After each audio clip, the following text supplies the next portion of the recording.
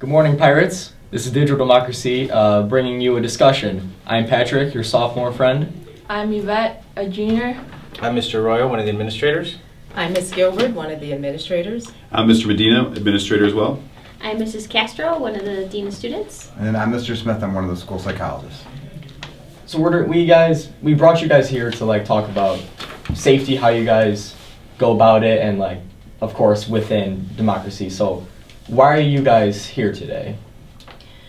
Well, unfortunately, not just in our school, not just in our area, but around the country, we're seeing more and more increased concern with school threats and school violence.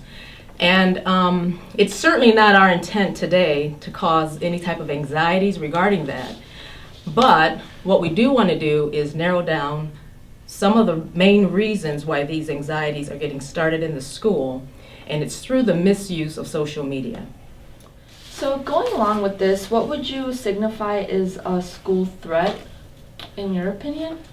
Well, actually, we wouldn't normally just go by opinion. The first thing we do when in any situation, but more importantly in something like this, is look at our school calendar handbook.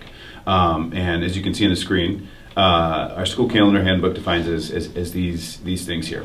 Acts which endanger or harm the health, safety, and welfare of others. Behavior in which student tries to harass, intimidate, or frighten, directly or indirectly, any student or school employee. Direct threats against the lives of students or staff members and any other person associated with a school event. And also, this is something we take into account specifically with this, situations like this, is unauthorized access or misuse of any internet, computer program, electronics, which interferes or disrupts the educational process. Yeah. Perfect. Important for us to talk about the threats. Certainly there are direct threats, and students who are very intentional with trying to scare others, with trying to cause mass hysteria in the school. There are hard consequences against those types of students. Unfortunately, those consequences will include school consequences as well as criminal charges because school safety is our number one priority.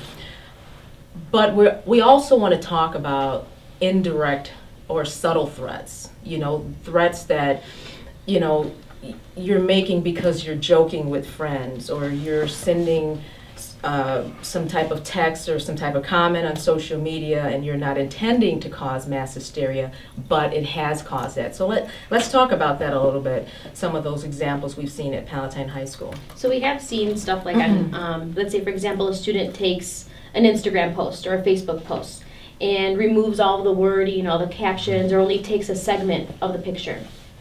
And then they upload that to their Snapchat. And then they put in their own text above it, which now it's open to interpretation. Now the message has been altered. And so that for us, I think it's so normal for students that you guys don't really see anything wrong with it. But once it gets in our hands, we definitely see a lot of alarming things.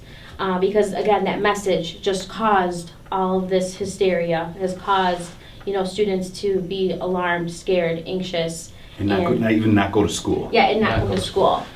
I also think that it's totally unintentional. It's just a joke. They just quickly did it without thinking, and then one person shares it with 5 people, turns into 10 people, turns into 500 people, and now everyone is getting these mixed messages about a possible school threat or concerning or alarming or scaring, and that's where we want to send this message today is you have to think before you're actually doing some of these things, and we want to lead the discussion and continue the discussion on proper responses for students. Absolutely.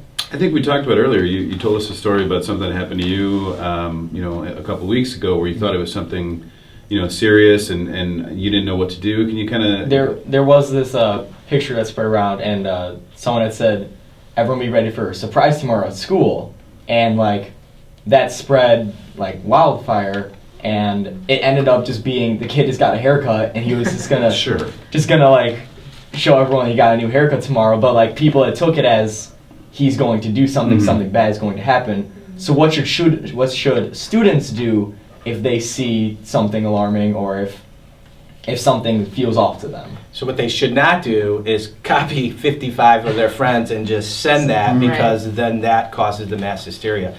If a student is concerned, frightened, a picture of a gun or a picture of a caption or something like that, they need to alert their parents. It is okay to dial 911. It is okay to call the police, because I think what we've got from you is people are afraid of calling the police, not sure if it's an actual threat. That's not their job. Their job is to report it to the proper person, and then the police will start their investigation. We will start our investigation, and wherever that leads is how we'll respond. But what we don't want kids to do is to just send that with a mass distribution list and causing a huge panic.